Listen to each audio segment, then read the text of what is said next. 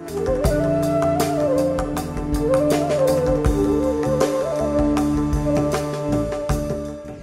ஸ்ரீ மகாகணபதியே நமஹ.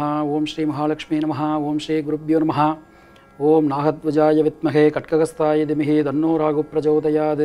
ஓம் அஸ்வத்வஜாய வித்மஹே சூலகஸ்தாய திமஹி தன்னோ கேது பிரச்சோதயாத். தி ஹிந்து தமிழ் வாசகர்களுக்கு பெருங்குளம் ராமகிருஷ்ணனின் அன்பின் வணக்கங்கள். நாம் இப்போது பார்க்க போகிறது ராகு கேது பயிற்சிக்கான பலாபலன்கள். நிகழும் மங்களகரமான ஹேவிளம்பி வருஷம் ஆடி மாதம் 11ஆம் நாள் 27/7/2017 வியாழக்கிழமை அன்றைய தினம் ராகு பகவான் சிம்மராசியிலிருந்து கடகராசிக்கும், கேது பகவான் கும்பராசியிலிருந்து மகர ராசிக்கும் பெயர்ச்சி ஆகிறார்கள். இப்படி பெயர்ச்சியாகக்கூடிய ராகு கேது கிரகங்கள் 12/2/2019 வரை ராகு பகவான் கடகராசியிலும் கேது பகவான் மகர ராசியிலும் இருந்து அருளாட்சி செய்கிறார்கள். ராகு கேது என்ற கிரகங்கள் சாயா கிரகங்கள் என்று அழைக்கப்படும். இந்த ராகு கேதுக்களுக்கு சொந்தமாக ஆட்சி வீடோ உச்ச வீடோ என்ற ஒன்று கிடையாது.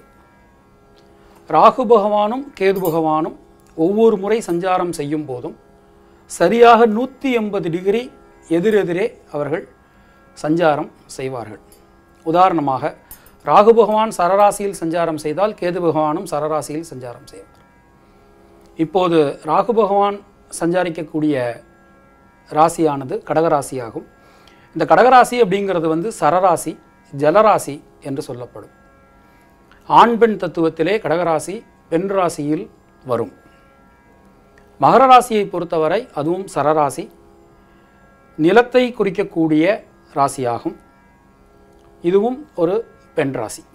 இந்த பயிற்சியின் மூலம் பொதுவாக நன்மை அடையக்கூடிய ஒரு ராசிகள் அப்படின்னு பார்த்தோம்னா மேஷம், கடகம், சிம்மம், கன்னி, துலாம், தனுசு, கும்பம் ஆகிய ராசிக்காரர்களுக்கு இந்த ராகு கேது பெயர்ச்சி ஒரு நல்ல பொன்னான பலன்களை அள்ளித்தரும் அப்படிங்கிறதுல எந்த விதமான சந்தேகமும் கிடையாது. மற்ற ராசிக்காரர்கள் பரிகாரத்தின் மூலமாக நன்மைகளை பெற்றுக்கொள்ளலாம். இப்போ நான் சொல்லியிருக்கிறது கோச்சார ரீதியாக பொதுவான பலாபலன் தான். இது ஜாதகத்திற்கு ஜாதகம், மனிதர்களுக்கு மனிதர்கள் மாறலாம். உங்கள் ஜாதகத்தில் தசாபுத்தி உங்களுக்கு அனுகூலமாக இருந்தாலும், கோச்சார ரீதியாக கிரகங்கள் அனுகூலமாக இருந்தால் மட்டுமே நீங்கள் நல்ல பலன்களை பெற முடியும். ராகு கேது அப்படிங்கிறது சாயா கிரகங்கள் அப்படின்னு சொல்லப்படுறது. ராகு கேதுகளுக்கு சொந்தமாக ஆட்சி வீடோ உச்ச வீடோ திரிகோண வீடோ அந்த மாதிரி எதுவும் கிடையாது. சிலர் கேது பகவானுக்கு மீனம் ஆட்சி வீடு என்றும் ராகுவுக்கு கன்னி ஆட்சி வீடு என்றும் சொல்கிறார்கள். அதற்கான ஆதாரங்கள் எதுவும் இல்லை. ஜலராசி என்று சொல்லக்கூடிய கடகம், விருச்சிகம், மீனம் ஆகிய ராசிகளில் பாம்புகள் என்று சொல்லக்கூடிய ராகுவோ அல்லது கேதுவோ இருந்தால் மிக நல்ல பலன்கள் கிடைக்கும். இப்போ உங்களுடைய ஜனனகால ஜாதகத்தில் மீனத்திலேயோ கடகத்திலேயோ விருச்சிகத்திலேயோ ராகுவோ அல்லது கேதுவோ இருந்தால் நல்ல பலன்கள் உங்களுக்கு கிடைக்கும். என்ன காரணம்னா, ஜலராசி அப்படிங்கிறது நீரை குறிக்கக்கூடியது. பாம்புகள் என்று சொல்லக்கூடிய விலங்கினத்துக்கு நீர்லையும் நிலத்திலையும் வாழக்கூடிய ஒரு உயிரினமாகும் பாம்பு. அதனால் ஜலராசியில் ராகுவோ அல்லது கேதுவோ இருந்தால் நல்ல பலன்கள் கிடைக்கும். இப்போ கடகராசிங்கிறது சரராசி, பெண் ராசி, நீர் ராசி. இதில் ராகு வர்றதுனால எந்தெந்த இடத்துல பெண்கள் ஆழ்கிறார்களோ அவர்களுக்கு இது ஒரு மோசமான காலகட்டம்னு சொல்ல முடியாது. ஒரு நல்ல விஷயங்கள் அடைவதற்கு அதி தீவிரமாக முயற்சி செஞ்சு அதன் பிறகு நல்ல பலன்கள் கிடைப்பதற்கான ஒரு வாய்ப்புகள் தான் கிடைக்கும். ராஜாங்க ராசியான சிம்ம ராசியில் ராகு கடந்த 1.5 வருட காலமாக சஞ்சாரம் செஞ்சுட்டு இருந்ததுனால அரசியலில் மிகப்பெரிய ஒரு மாற்றங்கள் நடந்தது. இப்போ சிம்மராசியை விட்டு கடகராசிக்கு போகும்போது கட்டாயமான முறையில் அரசியலில் ஸ்திரத்தன்மை வெளிப்படும். அது மாதிரி துலா ராசி அப்படிங்கிறது வந்து மந்திரி ராசி அப்படின்னு சொல்லுவோம். அந்த மந்திரி ராசிக்குள்ள குரு பகவான் அடுத்த மாதம் சஞ்சாரம் செய்ய போகிறதுனால மந்திரிகளுக்கு இருக்கக்கூடிய ஒரு பிரச்சனைகள் எல்லாமே தீரப்போகிறது. நிலராசியான மகர ராசிக்கு கேது பகவான் வர்றதுனால நிலம் சார்ந்த தொழில்கள், அதாவது ரியல் எஸ்டேட், கன்ஸ்ட்ரக்ஷன், ப்ரமோட்டர்ஸ், இந்த மாதிரியான விஷயங்கள் எல்லாமே இப்போ எப்படி இருக்கோ அதே மாதிரி செல்லக்கூடிய ஒரு நிலைமை தான் வரும். ராகு பகவான் ஜலராசியான கடகராசியில் சஞ்சாரம் செய்யும் போது நீர் சம்பந்தப்பட்ட பிரச்சனைகள் வரலாம். உலகத்தில் நீர் சம்பந்தமான பிரச்சனைகள் வரலாம். நீர் சம்பந்தமான பிரச்சனைகள்னால் குடிநீர் மட்டும் நீர் கிடையாது. இப்போ வந்து பெட்ரோல் இது சம்பந்தமான விஷயங்கள் கூட நீர் தான். அது சம்பந்தமான பிரச்சனைகள் ஒவ்வொரு நாடுகளுக்கு இடையில் வரலாம். குரு பகவான் ராகுவுக்கு கேந்திரம் அடையிறதுனாலையும் கேது பகவானுக்கும் குரு பகவான் கேந்திரம் அடையிறதுனாலையும் ஒவ்வொரு நாடுகளுக்குள்ள தேவையில்லாத வீண் சச்சரவுகள், வீண் மோதல்கள் ஏற்படலாம். மீனவர்களுக்கு அதிகமான பாதிப்புகள் ஏற்படக்கூடிய ஒரு பயிற்சியாகத்தான் இந்த ராகு கேது பயிற்சி நாம் பார்க்க வேண்டியது இருக்குது. ஒவ்வொரு நாடுகளுக்கு இடையிலையும் தேவையில்லாத போர் வருவதற்கான பதற்றமான ஒரு சூழ்நிலை ஏற்படும்.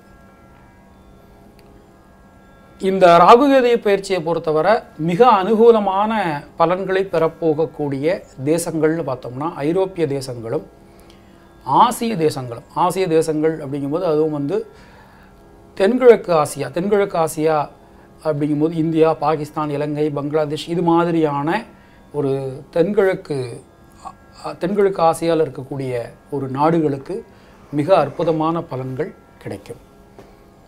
புதனுடைய நட்சத்திரமான ஆயிலி நட்சத்திரத்தில் ராகு பகவானுடைய சஞ்சாரம் இருக்கும்போது அந்த வருடம் ஆடி மாதம் சூரியன், செவ்வாய் ஆகிய கிரகமும் சேரும்போது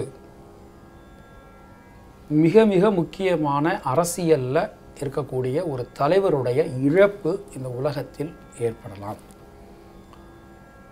சூரியன், செவ்வாய், ராகு இந்த 3 கிரகமும் இணையறதுனால பூமியில் ஏதாவது ஒரு மிகப்பெரிய விபத்து ஏற்படக்கூடிய ஒரு நிகழ்வும் இந்த ஆகஸ்ட் மாதம் 23ஆம் தேதிக்குள்ளே இருக்கக்கூடிய ஒரு காலகட்டத்தில் நிகழும் அப்படிங்கிற மாதிரி தான் அந்த கிரகநிலை வந்து சொல்லுது. சந்திரன் வீட்டில் ராகு சஞ்சாரம் பண்ணுறதுனாலையும் திரிகோணப்படி விருச்சிகத்தில் இருக்கக்கூடிய சனி பகவானுடைய சம்பந்தம் ஏற்படுறதுனாலையும் பெண்களுக்கு எதிரான வன்கொடுமைகள், பெண்களுக்கு எதிரான ஒரு கொடுமையான விஷயங்கள் இந்த 1.5 வருட காலகட்டத்தில் மிக அதிகமாகத்தான் இருக்கும் அப்படிங்கிறத இந்த கிரகநிலை வந்து காட்டுது. பொதுவாக எல்லா ராசிக்காராலும் செய்ய வேண்டிய பரிகாரம் அப்படிங்கிறது முன்னோர்கள் வழிபாடும் குலதெய்வத்தினுடைய வழிபாடு மட்டும்தான் இந்த ராகு கேதுக்களுக்கு மிகச்சிறந்த ஒரு பரிகாரம். ஏன்னா ராகு அப்படிங்கிறவர் வந்து தந்தை வழி உறவினர்களை குறிக்கக்கூடிய கிரகம். கேது அப்படிங்கிறது தாய் வழி உறவினர்களை குறிக்கக்கூடிய ஒரு கிரகம். இந்த 2 கிரகத்துக்குமான ஒரு பொதுவான பரிகாரம் அப்படிங்கிறது முன்னோர்கள் வழிபாடு தான். அப்புறம் குலதெய்வ வழிபாடு, இது 2ம் ஒரு மிகச்சிறந்த பரிகாரமாக இருக்கும். க்ஷேத்திரங்கள் அப்படின்னு சொல்லி பார்த்தோம்னா வைணவ தேசத்தை பொறுத்தவரை இரட்டை திருப்பதி ஒரு நல்ல ஒரு அருமையான ஒரு பரிகார க்ஷேத்திரம் ராகு கேதுகளுக்கு. அப்புறம் காளகஸ்தி, திருநாகேஸ்வரம், திருப்பாம்புரம், கீழப்பெரும்பள்ளம் இவை எல்லாமே வந்து ராகு கேதுகளுக்குரிய க்ஷேத்திரங்கள். நாகாத்தம்மன் என்று சொல்லக்கூடிய நாகதேவதையை வந்து உபதேவதையாக கொண்ட அம்மன் கோவிலுக்கு அடிக்கடி போயிட்டு வந்தால் ஒரு நல்ல பரிகாரமாக இருக்கும். ஸ்ரீ வைஷ்ணவர்களை பொறுத்தவரை, சிவன் ஆலயத்திற்கு செல்ல முடியாத ஸ்ரீ வைஷ்ணவர்களை பொறுத்தவரை கருடனை வழிபாடு செய்வது இந்த ராகு கேதுக்கள் பிரச்சனையிலிருந்து காப்பாற்றுவதற்கு உதவும் அப்படின்னு சொல்லலாம். நன்றி, வணக்கம்.